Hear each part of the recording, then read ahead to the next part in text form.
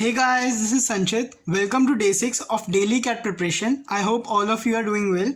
So sorry for not being able to put out videos for the last 4-5 days. I had actually my exams going on. But be assured that I will be putting out daily videos from today onwards. Do subscribe to the channel, link on the top right corner. So let's get started with today's questions. The first question is based on the concept of time, speed and distance. The question goes as following. There's a train that is scheduled to go from P to Q. 1 hour after it starts its journey, it stops for 2 hours due to some technical faults. When it resumes its journey, its speed is reduced to 3/4 of the original speed and it reaches 2 hours 45 minutes late. Had the fault taken place 72 kilometers further, it would have reached the station 2 hours 27 minutes late. Find the distance between P and Q. So the question is a bit lengthy. Please take 2 to 3 minutes and try to solve the question yourself.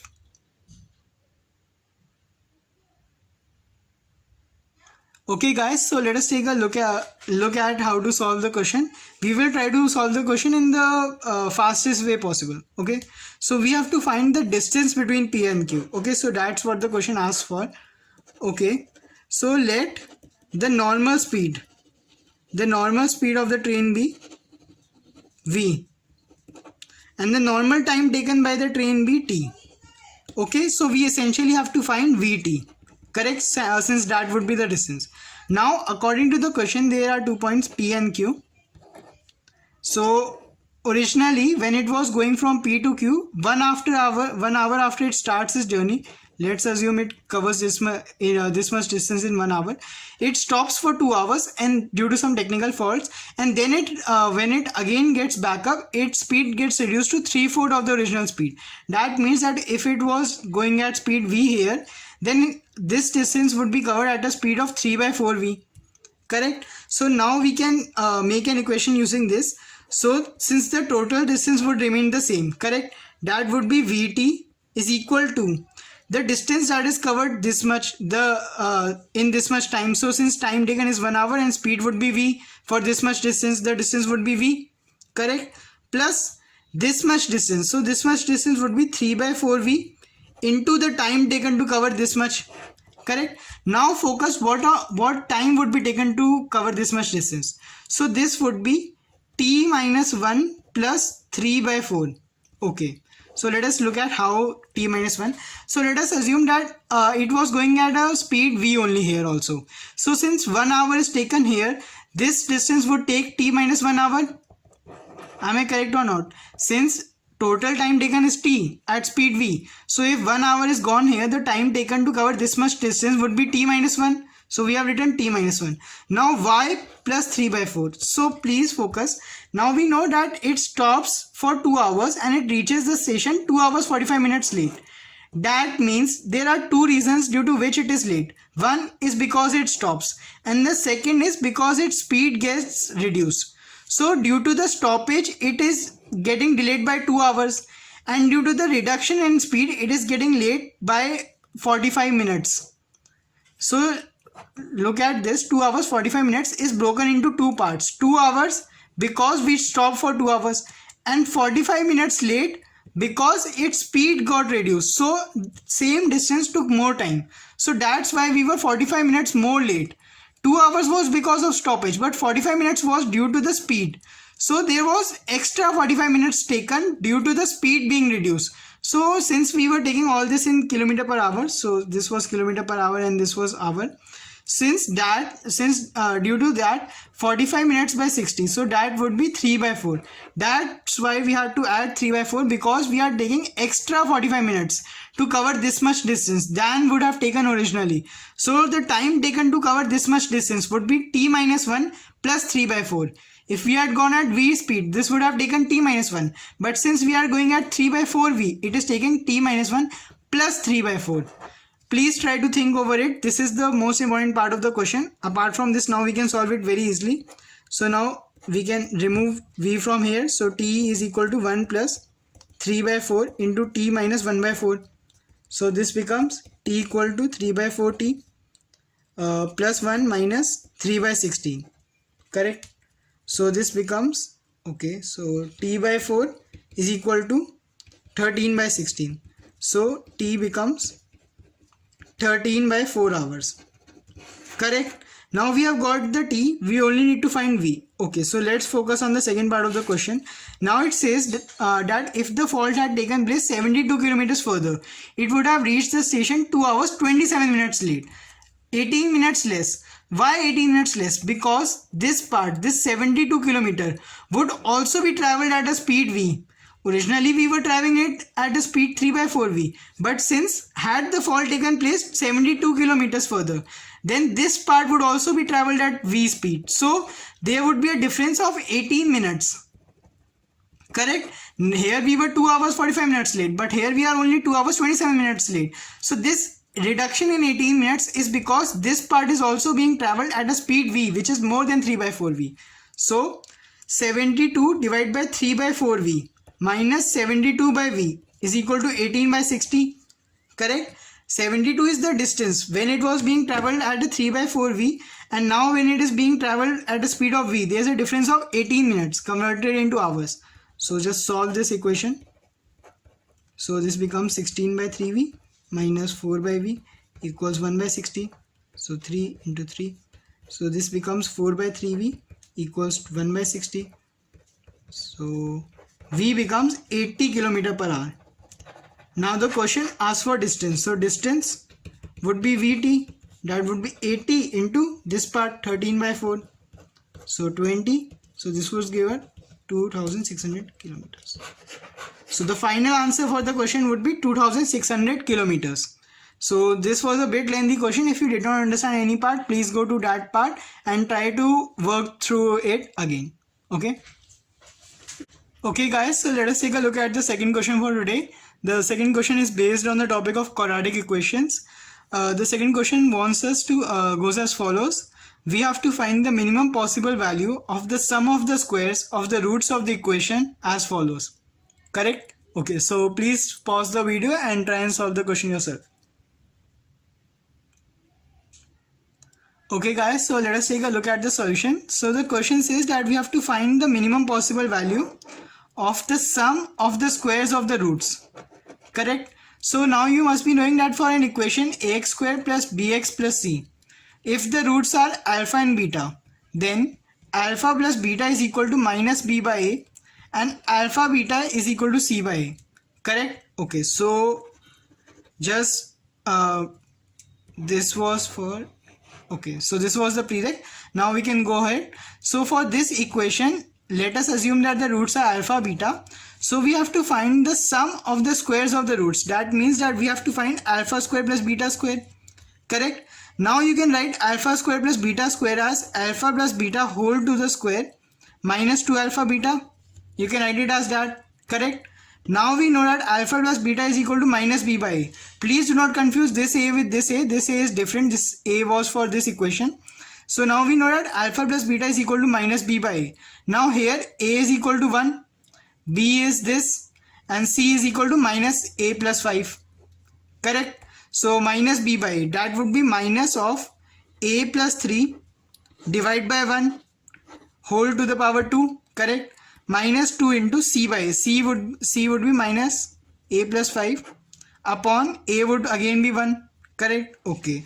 So you can solve this. Now this minus is under a square, so it is of no use. So you can write it as a plus 3 square. Now this minus and this minus gets cut. So plus 2 into a plus 5. Correct? So this becomes a square plus 9 plus 6a plus 2a plus 10. Correct? So this becomes a square plus 8a plus 19. Correct? So we essentially have to find the minimum possible value of a square plus 8a plus 19, which will give us the minimum possible value of alpha square plus beta square. Now this is a very important note. For any equation ax square plus bx plus c, that means for any quadratic equation, the minimum possible value occurs at x equal to b by 2a. Okay, so for any equation, the minimum possible value for ax square plus bx plus c occurs at minus b by 2a. Okay, so it will occur at minus b by 2a. Now if we compare this equation with this equation, so you can see that we can replace a as x, correct? Now if we think of that, so we can write it as 1 into a square plus 8 into a plus 19. So this would become a for ax square plus b. This would become the b for this equation, and this would become the c. Correct? So the minimum possible value will occur when a is equal to minus b by 2a, that is minus of 8 by 2 into 1, that is minus 8 by 2, that is minus 4. So the minimum possible value will occur when a is equal to minus 4. So we can put this value in this equation. So we can put this, okay, so putting this, what we will get is minus 4 to the power 2 plus 8 into minus 4 plus 19, correct? So this would give us 16 minus 32 plus 19. So this would be 35 minus 32, that is 3. So the minimum possible value for this equation is 3. Now we know that alpha square plus beta square is equal to this. So the minimum possible value for alpha square plus beta square is also 3. And this is what we had to find. So the final answer for this question would be 3. The main important thing to note in this question were two things. First of all, you had to know that the sum of the roots is minus b by and the product of roots is c by. And the second thing was, for any quadratic equation, the minimum possible value occurs at when x is equal to minus b by 2a. Please remember these two things. These are very important from a CAT exam perspective. Okay. Okay guys, so let us take a look at the third question for today now. The question is based on progressions. This is a very interesting question. Let us try it out. So the question goes, if a1 is equal to this, a2 is equal to this, a3 is equal to this, then we have to find the sum of a1, a plus a2 plus a3 up till a100. Okay, so please pause the video and try the question once yourself. Okay, just a hint, try to focus on the difference of the numbers in the denominators. This is a hint, try to solve the question now if you weren't able to do it before.